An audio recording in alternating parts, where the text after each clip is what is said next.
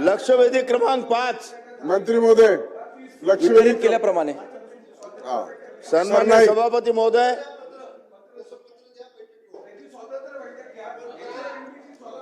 तुम्ही दोघे मिळून बाहेर जाऊन ठरवा. सन्मान्य सभापती महोदय, शिक्षण विभागावरती ही अत्यंत महत्त्वपूर्ण अशी लक्षवेधी आहे. या ठिकाणी जे शिक्षण मंत्री शिक्षण विभागानं निवेदन सादर केलेलं आहे ते निवेदनाच्या बाबतीत आपण जर वाचलं तर शिक्षण विभाग या बाबतीत गंभीर असं काही दिसत नाही. याचं कारण या ठिकाणी सन्मान्य सभापती महोदय, सर्वोच्च न्यायालयाने दिनांक 1 सप्टेंबर 2025 रोजी दिलेल्या निर्णयानुसार इयत्ता 1 ते 8वी पर्यंत अध्यापन करणाऱ्या सर्व शिक्षकांना टीईटी परीक्षा अनिवार्य असल्याचे घोषित केले असून हा निर्णय पूर्वलक्षी प्रभावाने लागू झालेला आहे. या निर्णयाचा परिणाम म्हणून राज्यातील 20 ते 25 वर्षापासून या शिक्षण विभागात सेवा देणारे शिक्षक जे आहेत त्यांच्या नोकरीवर थेट गदा येऊन राहिलेली आहे. सन्मान्य सभापती महोदय, या ठिकाणी RTA कायदा असो, NCTEचे नियम असो, तसेच शिक्षणाच्या सेवा सुरक्षेच्या संबंधित अनेक तांत्रिक बाबींमध्ये तातडीने सुधारणा करणे आवश्यक झालेले आहेत. विद्यमान शिक्षकांकडून यापूर्वी अनेक वर्ष कोणत्याही TET अटीशिवाय सेवा दिली गेलेली असून आता अचानक कठोर निर्णय लावणे हे अत्यंत अन्यायकारक या शिक्षकांवर होणार आहे. सन्मान्य सभापती महोदय, विद्यमान शिक्षकांचे अनुभव, सेवा आणि समर्पण या गोष्टीची दखल घेऊन शासनाने त्वरित कारवाई करणे अत्यंत आवश्यक आहे. माझा शासनाला या लक्षवेधीच्या माध्यमातून प्रश्न आहे शिक्षण राज्यमंत्री साहेबांना की राज्यातील वर्ग 1 ते 8च्या सर्व शिक्षकांना TET परीक्षा उत्तीर्ण होणे विचारा. प्रश्नच आहे हा सर, अनिवार्य आहे. या न्यायालयाच्या निर्णयासंबंधी आता शासनाची भूमिका काय असणार आहे? माझा दुसरा प्रश्न असा आहे की 20-25 वर्ष निरंतर सेवा या विद्यादानाच्या पवित्र क्षेत्रात काम करणाऱ्या आमच्या शिक्षकांचे भविष्य एका दिवसात अनिश्चित करणे योग्य आहे का? त्याचप्रमाणे ज्यांनी संपूर्ण आयुष्य शिक्षणासाठी दिलं, आज अचानक त्यांची सेवाच धोक्यात कशी येऊ शकते? माझा तिसरा प्रश्न असा आहे की देशातील इतर काही राज्य या ठिकाणी पुनर्विलोकन याचिका या निर्णयाच्या विरुद्ध दाखल करत आहे.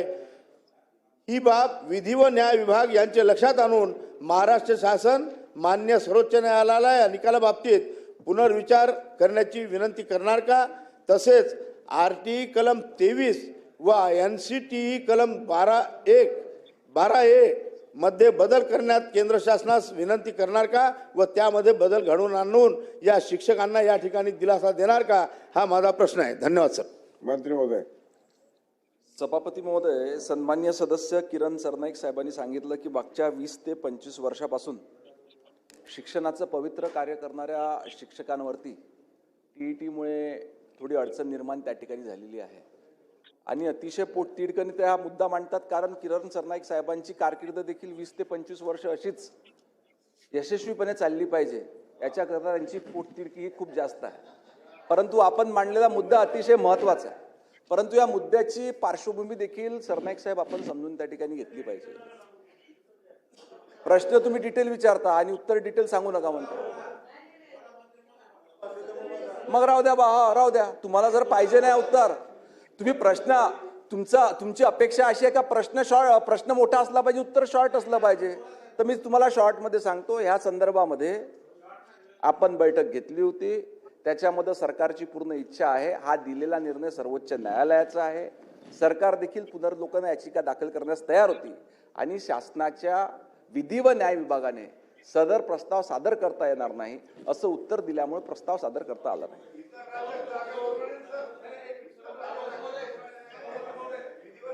अभ्यंकरजी बोला.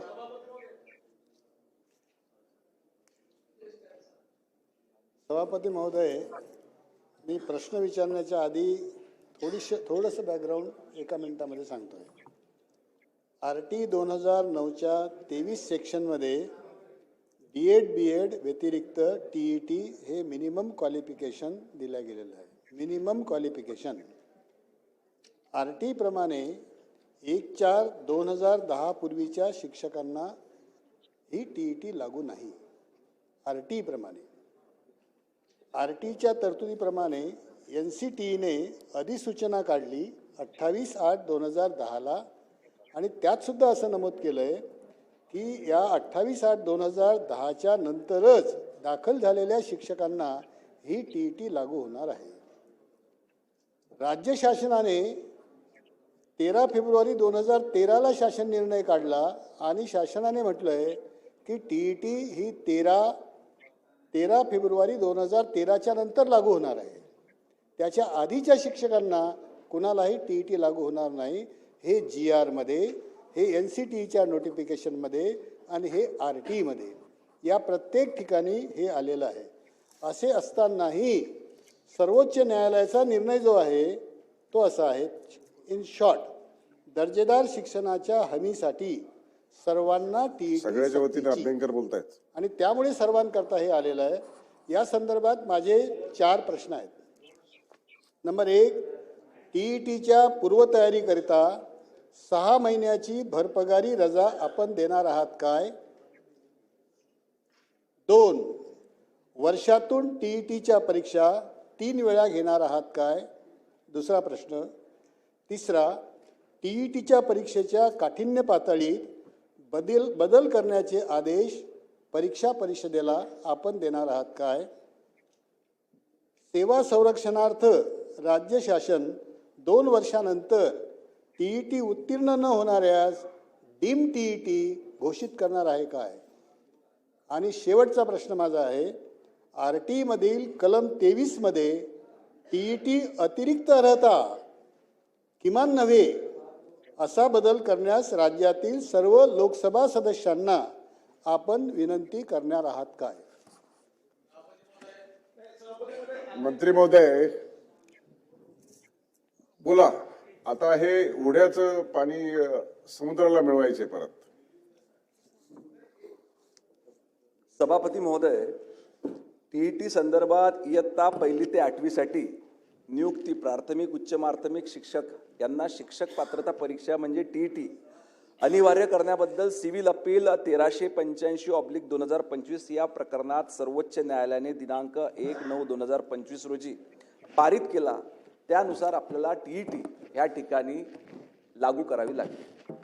आपण सर्वजण न्यायालयाच्या आदेशाच्या अधीन राहून त्या ठिकाणी काम करत असतो. आज या ठिकाणी बरेचसे मुद्दे सन्मान्य सदस्यांनी उपस्थित केली की ही TETचं प्रिपरेशन करण्याकरता 6 महिन्याची पगारी रजा आपण त्या ठिकाणी देणार का? नंतर दुसरा आपला एक विषय आहे की वर्षातून 3 वेळा ही परीक्षा घेता येणार का? वर्षातून 3 वेळा ही परीक्षा त्या ठिकाणी घेणार येणार आहे का? नंतर परीक्षा परिषदेला विनंती करणार की थोडी याची कठीणाई कमी करता येईल का? हे आपलं एक सजेशन आहे. आणि जे उत्तीर्ण होऊ शकणार नाही या कालावधीमध्ये त्यांना डीम TET म्हणून त्या ठिकाणी ट्रीट करण्यात येईल का? आपले हे सर्व मुद्दे अतिशय महत्त्वाचे आहेत आणि या संदर्भात शासन देखील गंभीर आहे. कारण आता काही शिक्षक मंडळींना अगदी 3 ते 4 वर्ष रिटायरमेंटला त्या ठिकाणी राहिलं आहे, काहींना 5 वर्ष त्या ठिकाणी राहिलं आहे. त्यांचं देखील कुठं नुकसान होऊ नये अशी भूमिका शासनाची देखील आहे.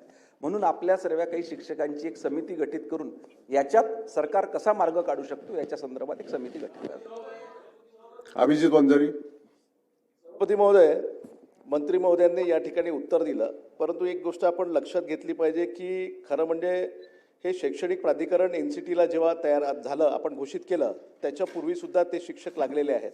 त्यांच्या मूळ नियुक्तीच्या वेळेस आपण असा कोणताही नियम महाराष्ट्र या राज्य शासनाचा नव्हता, शालेय शिक्षण विभागाचा नव्हता की त्यांना भविष्यामध्ये अशा पद्धतीचं नवीन धोरण आल्यानंतर त्यांना ती परीक्षा द्यावी लागेल आहे. याच्यामध्ये आपण हे सुद्धा नमूद केलेलं आहे आणि शासनाने कबूल केले आहे की माननीय सर्वोच्च न्यायालयाचा न्यायनिर्णय हा राष्ट्रीय शिक्षक परिषदेच्या 23/8/2010 रोजीच्या अधिसूचनेतील तरतुदीशी विसंगत आहे. म्हणून याच्यामध्ये एक तोडगा निघू शकतो. माझी मंत्री महोदयांना विनंती आहे की आपल्या सर्व शिक्षकांवर अशा पद्धतीची टांगती तलवार राहण्यापेक्षा आपण त्याच्यामध्ये असा तोडगा काढावा की 2013मध्ये, 2015मध्ये आणि 2017मध्ये 2 वेळा आपण अशा पद्धतीच्या TET परीक्षेच्या संदर्भामध्ये त्याला आपण एक्सटेन्शन दिलं होतं, मुदत दिली होती 2019 पर्यंत. आता सध्या सुप्रीम कोर्टामध्ये आम्ही सुद्धा गेलेले आहोत आम्ही संघटनेच्या वतीनं रिव्ह्यू पिटिशन दाखल केलेली आहे. 9 लोकांनी रिव्ह्यू पिटिशन दाखल केलेली आहे आपल्या राज्यामध्ये आणि त्याच्यासोबत उत्तर प्रदेशमध्ये आणि बाकीच्याही राज्यांमध्ये अनेक संघटना रिव्ह्यू पिटिशनमध्ये गेलेल्या आहेत.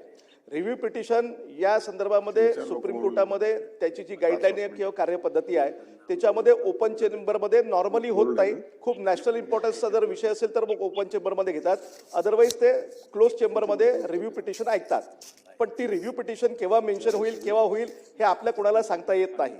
आपण जे सांगितलेलं आहे की आम्ही रिव्ह्यू पिटिशनच्या संदर्भामध्ये विधी व न्याय विभागाला आपण त्यांचा अभिप्राय मागितला होता, त्यांनी तो निगेटिव्ह दिला. खरं म्हणजे तेव्हाच आपण इंटरफेअर करायला पाहिजे होतं आणि त्यांना सांगायला पाहिजे होतं की शासनाची ही भूमिका आहे की आम्हाला त्या ठिकाणी रिव्ह्यू पिटिशनमध्ये जायचं आहे, पण तरी गेलं नाही. तर हे प्रलंबित असेपर्यंत आमची एकच विनंती आहे की आपण या सध्याच्या या निर्णयाला आपण समजा एक्सटेन्शन दिलं काही काळापर्यंत तर त्याच्यामध्ये सर्वांना ब्रीदिंग पिरियड मिळेल आणि रिव्ह्यू पिटिशन तोपर्यंत जर झाली आणि माननीय सुप्रीम कोर्टाने जर ऐकलं तर ही जी काही आपली टांगती तलवार आहे शिक्षकांच्या डोक्यावरची ही त्याच्यामध्ये दूर होऊन जाईल आणि म्हणून तशा पद्धतीचा सकारात्मक निर्णय आपण घ्यावा अशी आपल्या सर्वांना विनंती आहे. मला वाटतं हा प्रश्न आता बऱ्याच जणांनी विचारला आहे. मंत्री महोदयांनी अतिशय स्पष्टपणे काही गोष्टी सांगितलेल्या आहेत. आपण सर्वजण हात उंच करतायत हे सगळे लक्षात घेता आपल्याला वेळ आणि आजचा समोर असलेला बिझनेस याचं नीटनाटकं नियोजन करावं लागेल. 260चं उत्तर आहे, आपलं विनियोजन बिल आहे, पुरवणी मागण्यावर आणखी काही लोकांना बोलायचं आहे, आणखी 2 लक्षवेधी प्रलंबित आहेत. मंत्री महोदय बोला. आता कोणाचा प्रश्न निर्माण होणार नाही, विचारायची भावना होणार नाही असं उत्तर द्या. Yes, correct.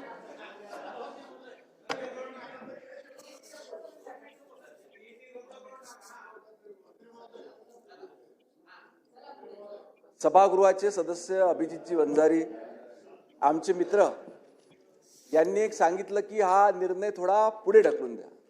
मी सभागृहाला पुन्हा एकदा सांगतो की हा निर्णय सरकारनं घेतलेला निर्णय नाही, हा सर्वोच्च न्यायालयाने दिलेला आदेश आहे. या संदर्भात काही जणांची त्या ठिकाणी निश्चितपणे काही शिक्षकांची आपली अडचण होते आहे. विषय अतिशय गंभीर आहे, सरकार देखील संवेदनशील आहे. ह्या सर्व याच्यावर काहीतरी मार्ग निघाला पाहिजे. आपल्यासारख्या ज्येष्ठ मंडळीच्या सूचना देखील त्या ठिकाणी मिळाल्या पाहिजे आणि लवकरात लवकर आपण या संकटातून बाहेर निघालो पाहिजे. याच्याकरता मी मगाशी सांगितल्याप्रमाणे आपल्या सर्वांच्या सूचना घेऊन एक समिती तयार करून आपण सरकारपुढे त्या उपाययोजना ठेवू. ज्या पद्धतीनं आपल्या काही संघटना या अडचणीची गंभीरता लक्षात घेऊन आपल्यातल्या काही संघटना त्या ठिकाणी सर्वोच्च न्यायालयामध्ये गेलेल्याच आहे. शासनाचं देखील जायचं होतं. मी स्वतः बैठक नागपूरला अभिजित भाऊ त्या ठिकाणी सर्व संघटनांची घेतलेली होती, परंतु आपल्या शासनाच्या विधी व न्याय विभागानं सांगितलं की अशा पद्धतीनं आपल्याला पुन्हा पुनर्लोकन याचिका त्या ठिकानी सादर करता येणार नाही. परंतु याच्यामधून अजून काही मार्ग निघतो का याच्याकरता आपल्यासारखे ज्येष्ठ सर्व सदस्य एकत्रित बसून ज्ञानमंथन करून एक समिती तयार करून ते सुझाव आपण सरकारकडे देऊन सरकार त्याची अंमलबजावणी करेल. लक्षवेधी क्रमांक 7. एक सभापती महोदय, नाही प्रश्न काळे साहेब ऐकून घ्या जरा. प्रश्न लक्षवेधी आली आहे, लक्षवेधीला अतिशय अनुकूल उत्तर देत आहेत आणि हे पहिल्यांदाच उपस्थित झाले असं नाहीये. याच्या अगोदर देखील प्रश्न उपस्थित झाला, मंत्री महोदयाने त्याच्यामध्ये उत्तर दिलेलं आहे, मीटिंग पण घेतलेली आहे. आता पुन्हा एकदा समिती गठीत करून तुमच्या अहवालानुसार निर्णय घेतो म्हणून सांगितलंय. सुप्रीम कोर्टाच्या आदेशानुसार झालेला हा निर्णय आहे आणि त्याच्यामुळे आपलं किती मंथन झालं तरी मला वाटत नाही याच्यात काही त्याच्यातून आउटपुट काही निघेल. फक्त आपलं बोललेलं रेकॉर्डवर येईल, पण तो आपलं आजची स्थिती पाहता आपण जरा मला वाटतं पुढे जाऊया.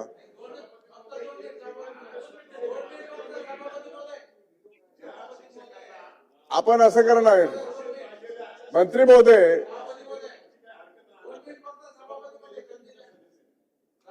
तुमच्या भावना तीव्र आहेत आणि सगळी लोक आपल्या या चर्चेला डोळे लावून बसलेले आहेत की नेमका टीईटीचा आज काय निर्णय होतोय.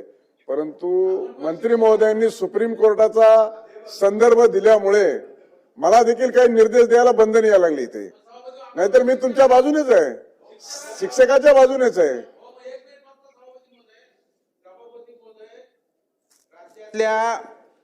जवळपास 1.5 लाख शिक्षकांचे डोळे आपल्याकडे लागलेले आहेत. का तर माझा बांधव खुर्चीवरती बसलेला आहे. ते 1.5 बनले. माझा बांधव खुर्चीवरती बसलेला आहे. आणि न्यायाची अपेक्षा करतोय सभापती महोदय. मंत्री महोदयांनी याच्यापूर्वीच मी सकाळी सुद्धा त्यांचा उल्लेख ज्या पद्धतीने केला तो पुन्हा रिपीट करत नाही, पण आपण एक दिलासा देणारं वक्तव्य केलं होतं की आम्ही सुप्रीम कोर्टामध्ये पुनर्विचार याचिका दाखल करण्यासाठी प्रयत्न करू. आणि तो व्हिडिओ किती लोकांनी पाहिला? 3 लाख लोकांनी तो व्हिडिओ पाहिला. जरा युजर काढून पहा तुम्ही. मग सभापती महोदय, या माध्यमातून आता जे उत्तर दिलंय, एकतर ते पटलावर आपण ठेवावं की जे आपल्याला विधी व न्याय विभागाने या ठिकाणी सांगितलंय. दुसरं, त्याच्या पुढं पर्याय आहे आपल्याकडे की जेव्हा एखादं संकट, एखादा अडचण आपल्याला राज्याच्या पुढे येते तेव्हा सरकार त्यातून मार्ग काढणं ही आपली भूमिका असते. म्हणून आपल्याकडे आता ॲडव्होकेट जनरल आहेत जे आपल्या राज्य सरकारला विधीच्या बाबतीतला योग्य सल्ला देतात. तर माझी आपल्याला विनंती आहे की आपण ॲडव्होकेट जनरलकडे जाऊन, ज्याला मराठीमध्ये महाधिकता असं म्हणतात, त्यांच्याकडे जाऊन महाधिकता लिहून घ्यायचा शब्द ते लिहून बरं, घ्या. जे काय म्हणत असतील ते पुढे बोला. हा, जे काय म्हणत असतील ते म्हणत असतील. महाधिवक्ता म्हणतात, त्या महाधिवक्त्याकडे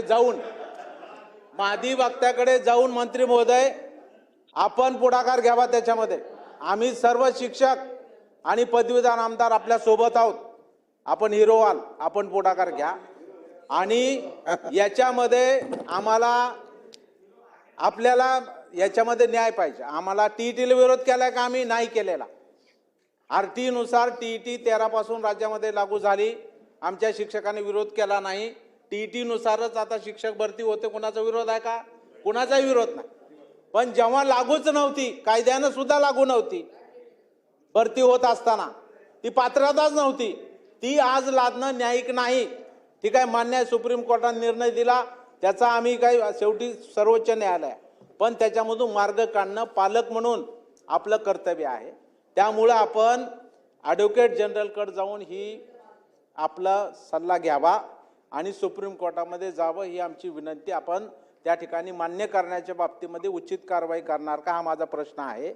आणि दुसरं, सभापती महोदय, या ठिकाणी निश्चितपणाने आपण जे सांगितले की आता ज्यांचे 5 वर्ष राहिले त्यांना अडचणच नाही, त्यांना आपण सूट दिलेली आहे. आपण जे म्हणालात ना, ज्याची 5 वर्ष सेवा राहिली त्यांना सूट दिली, पण त्यांचा जो न्यायिक हक्क आहे, वरिष्ठ वेतन श्रेणी मिळणं, निवड श्रेणी मिळणं, किंवा एखाद्याला मुख्याध्यापक व्हायचं असेल तर त्याच्यामुळे तर अडचण नसावी ना. ही काही सुप्रीम कोर्टाने म्हणलेलं नाही, हे आपण म्हटलेलं आहे. त्यामुळे या बाबतीत पुनर्विचार करणार का, हा माझा दुसरा प्रश्न आहे. सन्माननीय विक्रम काळे साहेबांनी आता जी सूचना केली की सदर प्रकरण हे राज्याचे ॲडव्होकेट जनरल म्हणजे महाअधिवक्ता, मी बरोबर बोललो का? महाअधिवक्ता यांच्याकडे विचारणा केली जाईल. ते जे काही निर्देश देतील, सूचना देतील किंवा सल्ला देतील, त्या अनुषंगानं पुढची कारवाई सरकारच्या मार्फत त्या ठिकाणी करण्यात येईल. नंतर सर्वोच्च न्यायालयाला ज्या सूचना दिल्या त्याच अनुषंगानं तेवढंच कार्यपद्धती ही शासनाच्या वतीनं अवलंबवण्यात येईल. पण याच्यामध्ये जर का जे ऑलरेडी 5 वर्षापेक्षा कमी कालावधी उरलेला आहे त्यांचं डिडक्शन म्हणा किंवा प्लेसमेंट म्हटला किंवा प्रमोशन जर का थांबत नसेल तर ते थांबविण्यात येणार नाही. लक्षवेधी क्रमांक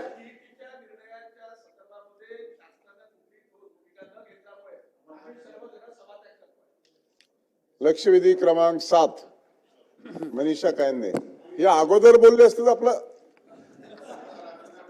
मी काहीच विषय बोललो नाही, फक्त लक्षवेधी क्रमांक 7